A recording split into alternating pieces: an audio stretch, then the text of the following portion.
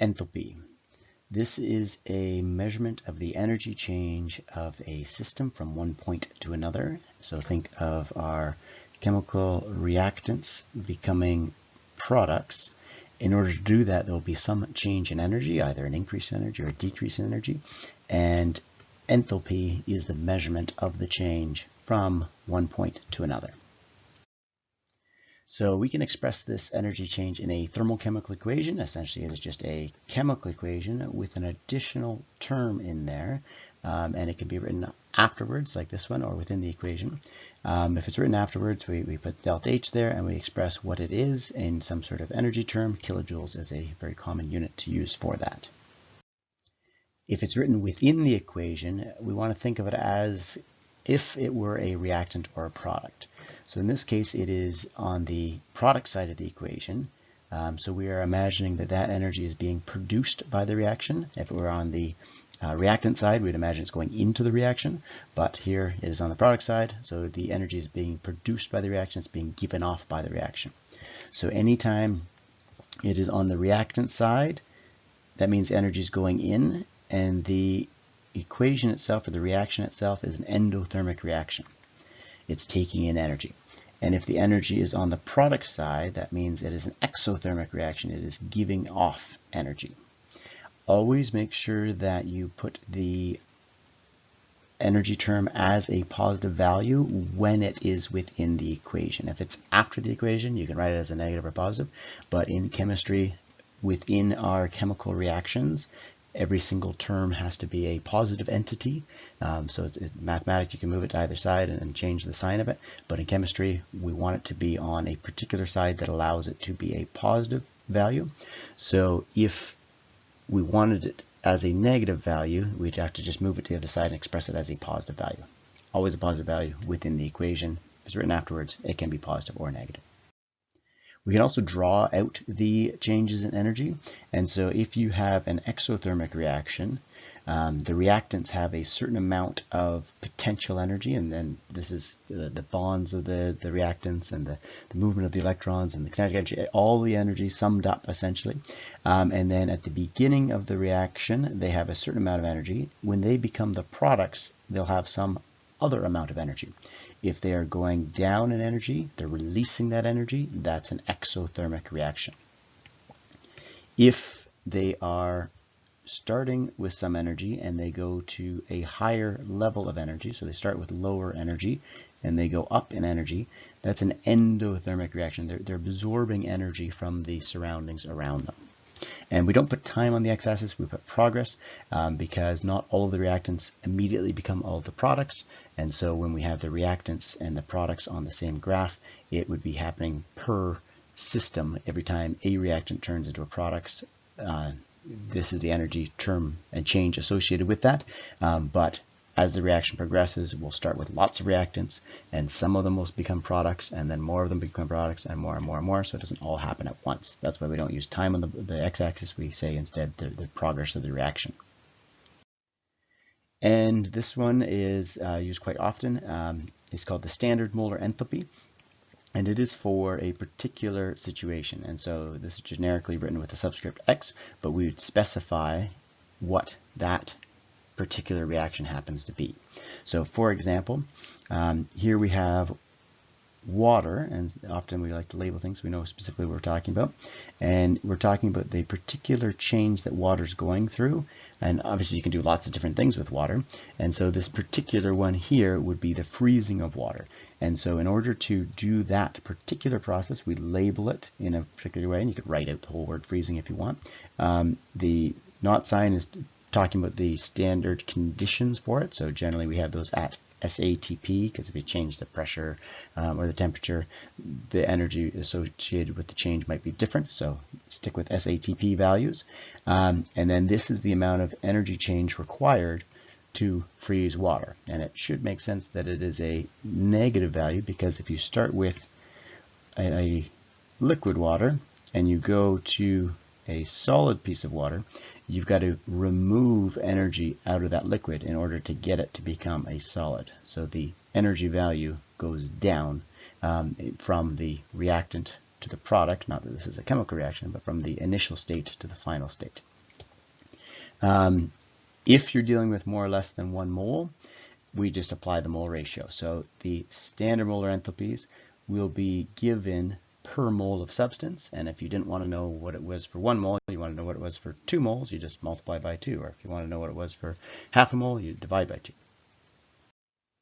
So a little bit more on molar enthalpies and some of the different changes that we can have. But again, this is referring to 1 mole of substance.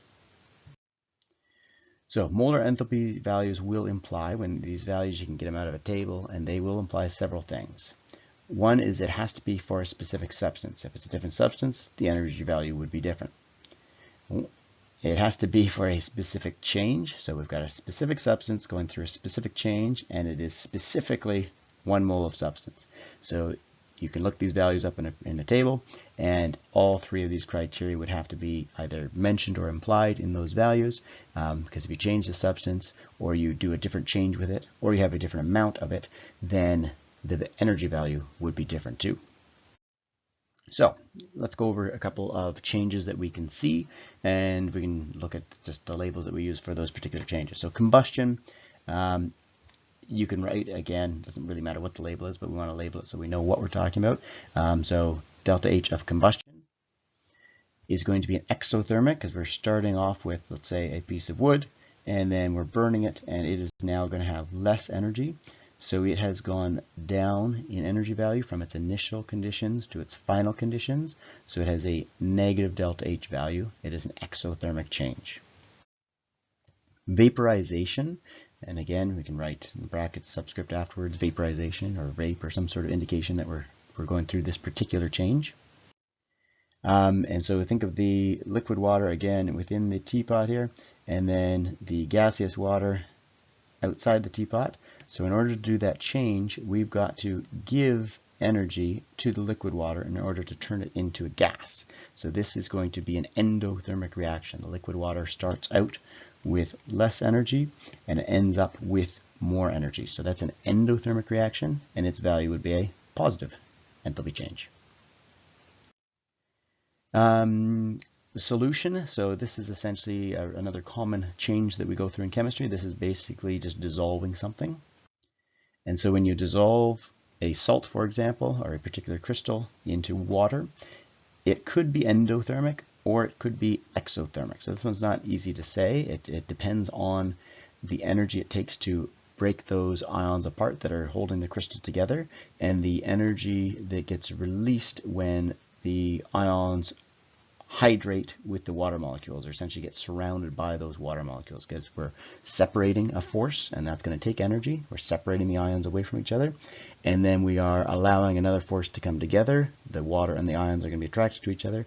So it depends on the sum between those two interactions, and they could sum up to be endothermic, or they could sum up to be exothermic.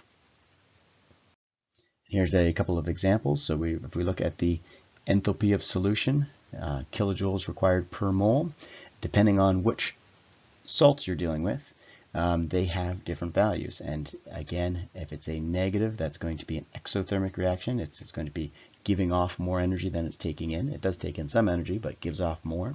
And then if it's endothermic, it is taking in more energy than it's giving off. So with these ones, you have to either do the experiment or look up the values. They could be endo or exothermic. Freezing solidification, this is going to be, and again, whether you want to write it out however you like, but put a label on it so we know specifically what we're talking about.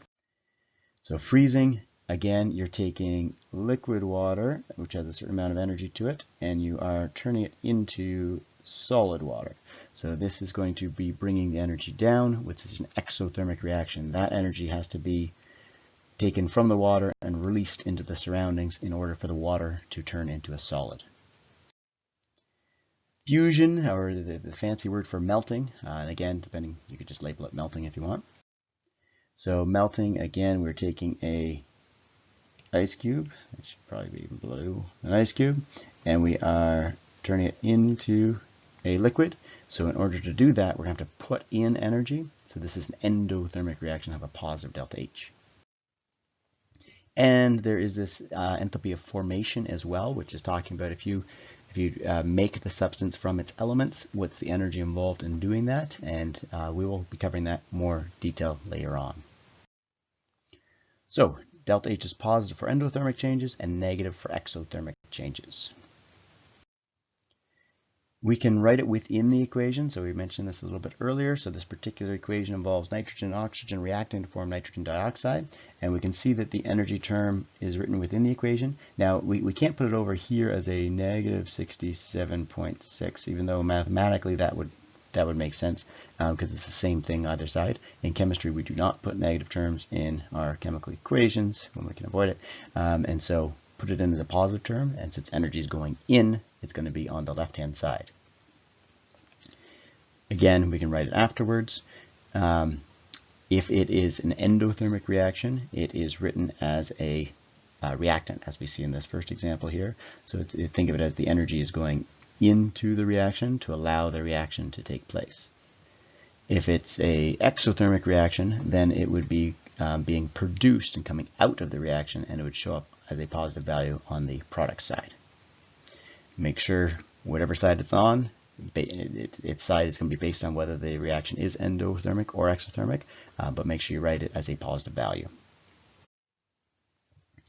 Okay, so for a particular substance, if it's just a substance going through a state change, like liquid water turning into gaseous water, which you'd imagine that should be an endothermic reaction, as you're taking your liquid and you're turning it into gaseous water. That's going to require an input of energy, and so we can just basically set up the given situation and say, okay, for this water, when we're writing it in a chemical equation, we don't normally write the fact that it is 1 mole, but we do know that there are coefficients of ones in front of this. So what we're saying is there's 1 mole of water turning into a gas. That's going to take 40.8 kilojoules. So again, we're specifying what the substance is.